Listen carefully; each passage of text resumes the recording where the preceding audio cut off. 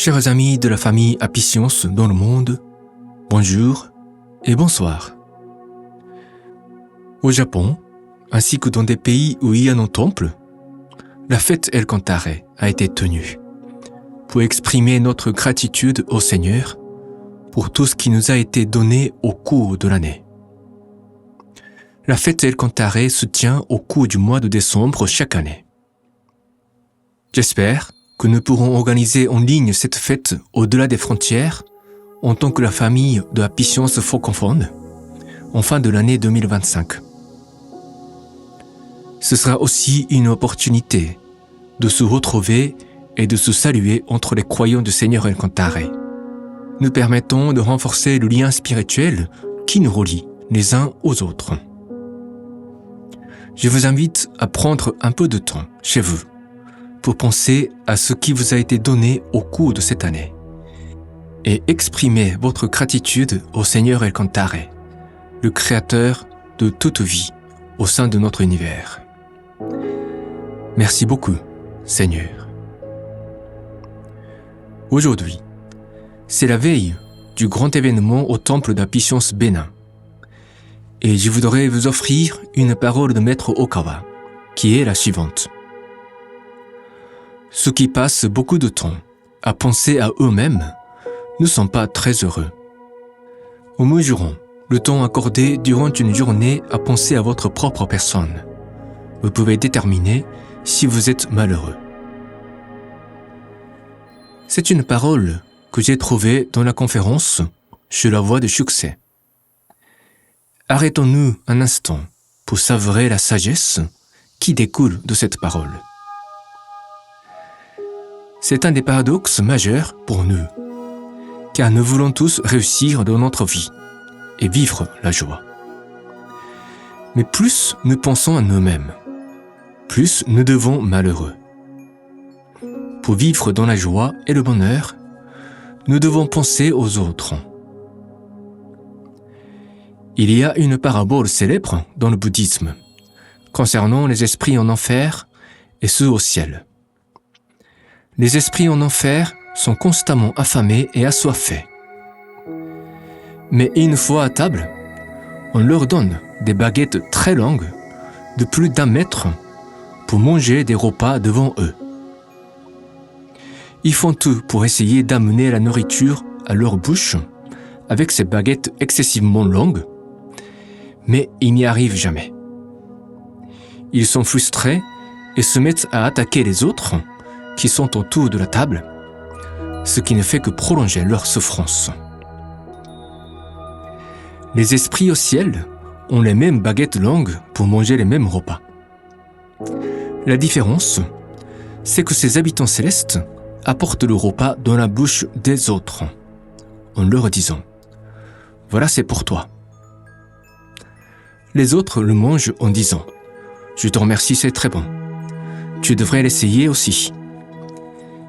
Et apportent à leur tour le repas dans la bouche des autres. Vous pouvez imaginer la scène en remplaçant les baguettes par la cuillère ou la fourchette qui est longue de plus d'1 mètre. Vous verrez mieux ce que cette expérience nous procure.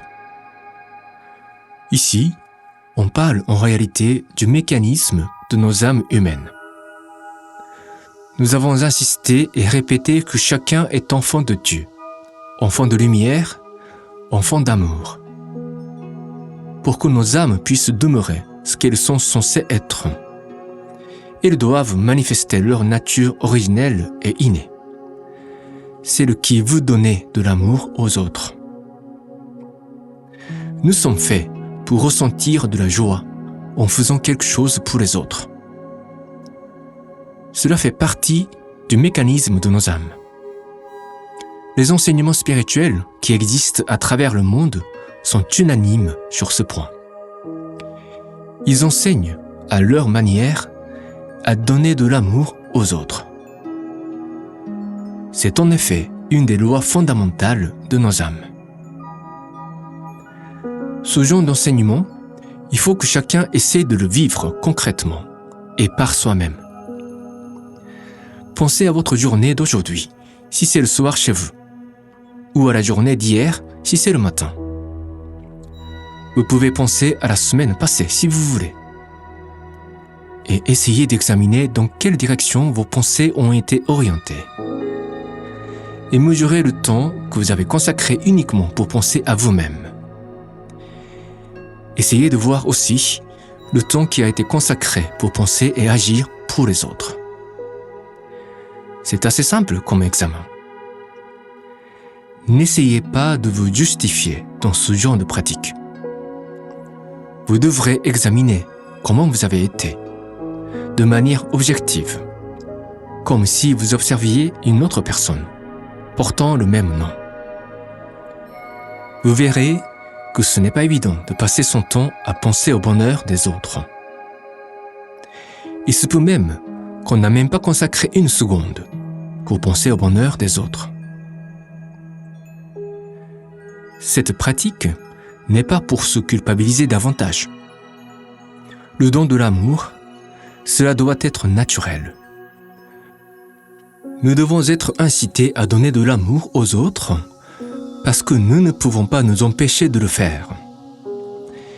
Il faut examiner si une telle envie remonte en vous naturellement, sans vous forcer. On ne peut pratiquer l'amour qui donne en étant forcé. Le point crucial, c'est de ressentir une joie réelle dans un petit acte gratuit qu'on a posé, en pensant purement et simplement au bonheur des autres. Quand on veut un retour, on s'aperçoit qu'on n'est pas très heureux. Mais quand on réussit à poser un acte simple, mais sans attendre aucun retour, on peut sentir la joie invisible, mais bien tangible, qui nous remplit. J'invite chacun à essayer de saisir cette sensation du don d'amour. C'est absolument à la portée de tous, y compris les petits-enfants. Et l'amour n'est pas le résultat. On a dit que nos activités missionnaires sont la manifestation de notre amour envers nos prochains. J'imagine que vous travaillez pour inviter les gens à participer à notre rassemblement de demain. Parfois, on réussit à inviter 10 personnes. Parfois, on arrive à faire venir qu'une ou 2 personnes. Mais ce qui compte dans la pratique de l'amour, c'est la nature de ce qui nous motive. Bien sûr, quand on réussit dans ce qu'on fait, on est content, on est fier.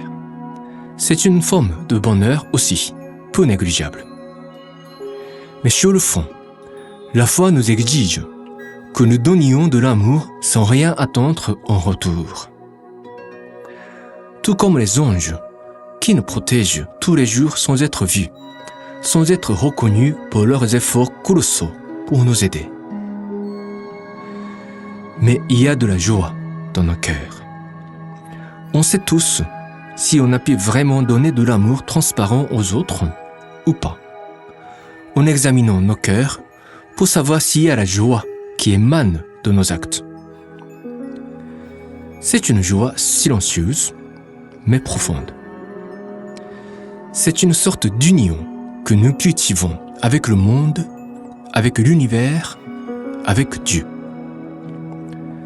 Cela nous permet de ne pas tomber dans le piège d'égocentrisme et d'avidité, et de marcher sur le chemin de la lumière.